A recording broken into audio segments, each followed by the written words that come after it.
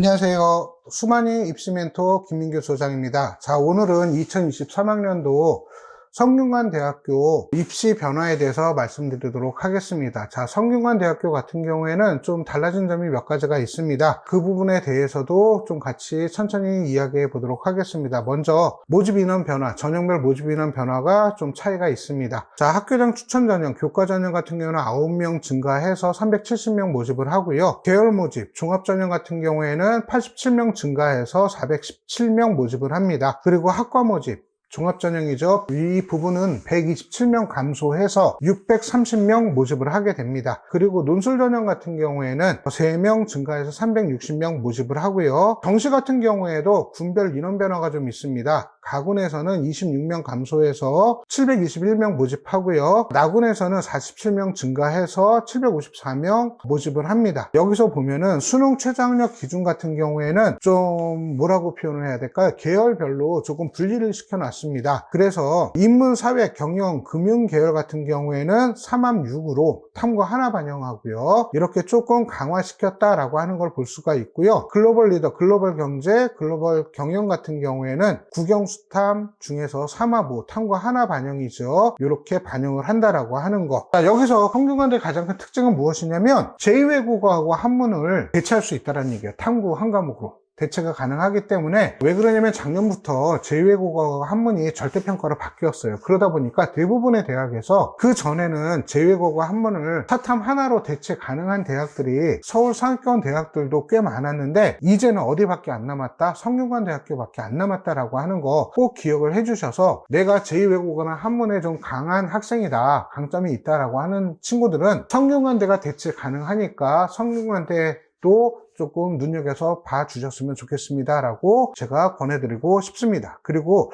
논술 전형 같은 경우에도 보면은 논술 이제 100%로 모집을 합니다. 작년에는 논술 60에 그 다음에 교과 40% 일괄선발 했는데, 올해는 논술을 100으로만 반영을 하고 교과를 반영하지 않습니다. 이 부분이 가장 큰 변화의 포인트가 되니까 이런 부분들 좀 참고해 주시고요. 논술 전형에서도 최저학력 기준은 학교장 추천 전형의 최저학력 기준과 동일하다라고 하는 거, 그거 좀 기억을 해 주시기 바랍니다. 그리고 논술 전형 같은 경우에는 의예과 같은 경우가 4합으로 수능 최저 기준을 충족을 해야 된다라고 하는 거, 국어, 수학, 영어, 탐구는 2개 평균입니다. 이런 부분들 기억을 좀 해 주시고요. 그 다음에 학과별로 조금 차이가 좀 많이 발생한 부분들이 있어요. 어떤 거냐면 모집 단위별로 모집 인원의 증감이 좀 많습니다. 이런 부분들은 모집 요강 참고하셔서 여러분들이 조금 신경 써서 체크를 좀 해주시기 바라고요. 예를 들어서 학과 모집하고 논술로만 모집하던 글로벌 경제, 글로벌 경영, 그 다음에 글로벌 리더 같은 경우에는 학교장 추천 전형으로 각각 5명씩 모집한다라고 하는 거. 그 다음에 이거는 꼭 좀 기억을 해주세요. 뭐냐면 인문과학, 사회과학, 전자전기 같은 경우에는 학교장 추천 전형 모집 인원이 대폭 감소했습니다. 이거 모집 요강에서 반드시 확인하셔야 됩니다. 그러니까 이런 학과들을 지원할 친구들은 꼭 좀 기억을 해주시기 바라고요. 대신 전공의학으로 모집하는 학과들은, 모집 단위들은 학교장 추천 전형 대부분이 조금씩 증가했다라고 하는 거 기억을 해 주시고요. 그 다음에 프랑스어, 독일어, 러시아어, 그 다음에 건설환경공학과 같은 경우에는 학교장 추천 전형 모집을 안 합니다. 이 부분 참고해 주세요. 그리고 전체적으로 계열 모집 같은 경우는 모집 인원이 증가했는데, 이거는 선생님이 봤을 때는 학교장 추천 인원 중에서 감소한 인원이 다 이쪽으로 간 것 같다라는 생각이 듭니다. 그리고 학과 모집 같은 경우에는 모집 단위별 증감 인원이 변동폭이 많다라고 하는 거, 이런 것들 좀 기억을 좀 해 주시기 바랍니다. 성균관대학교에서 관련해서 선생님이 받는 질문 중에 가장 많은 질문이 무엇이냐면, 선생님, 저희 학교는요 성균관대학교가 싫어한대요. 그래서 학생부 종합전형으로 지원하지 말래요. 이런 질문을 상당히 많이 듣는데, 이것은 어떤 특정 학교만 그런 것이 아니라 성균관대학교의 어떤 특징이다라고 보시면 됩니다. 이 얘기는 무엇이냐, 아무래도 성균관대학교 같은 경우에는 학생부 종합전형으로 지원하는 지원자 풀을 보면 특목 자사고 학생들도 많이 있습니다. 그 학생들이 굉장히 선호하고요. 그러다 보니까 내가 일반고 학생이다 라고 하면 내가 학생부 관리가 특목자사고 학생들처럼 관리가 되어 있어야 합격 가능성이 높다라고 하는 겁니다. 실제로 선생님 같은 경우에도 보면은 일반고 학생, 내신이 1점대 학생을 성균관대 학점으로 많이 합격을 시킵니다. 차이가 뭘까요? 그냥 학교에서만 학생부 관리하게 되면 한계가 있다는 얘기예요.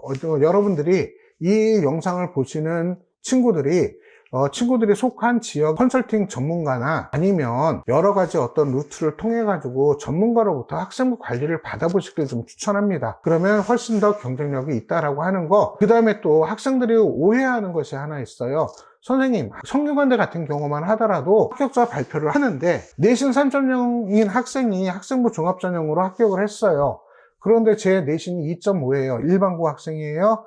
그런데 왜 선생님은 지원하지 말라고 하시나요? 라고 하는 질문을 상당히 많이 받습니다. 자, 여기서 바로 평균의 함정이 있습니다. 자, 선생님이 평균 얼마라 그랬죠? 3.0이라고 했습니다. 제가 일반고예요. 그런데 내신 평균이 2.0이에요. 2.0인 친구가 합격했어요. 특목 자사고 학생 내신이 4.0인 학생이 합격을 했어요. 평균하면 얼마 나와요? 3.0이죠. 그러니까 대학에서는 권역별로 분리를 하지 않고 종합해서 평균 내서 학교 유형을 구분하지 않고 다 종합해서 평균 등급을 발표하는 대학들이 굉장히 많습니다. 그러다 보니 어떤 상황이 발생한다. 합격 등급이 특목 자사고 일반고 다 포함된 내신 등급으로 발표를 하다 보니까 이런 상황이 발생을 한다라고 하는 겁니다. 그렇기 때문에 학생부 종합전형, 특히 상위권 대학을 지원하려고 하는 학생들 같은 경우에는 학생부 관리를 누구처럼 해줘야 된다. 특목 자사고 학생들처럼 관리를 해주어야 된다라고 하는 거. 자, 아시겠죠? 자, 그래서 철저하게 준비를 해서 올해 성균관대학교 좋은 결과 얻기를 바랍니다. 자, 오늘 강의 이것으로 마치도록 하겠습니다. 감사합니다.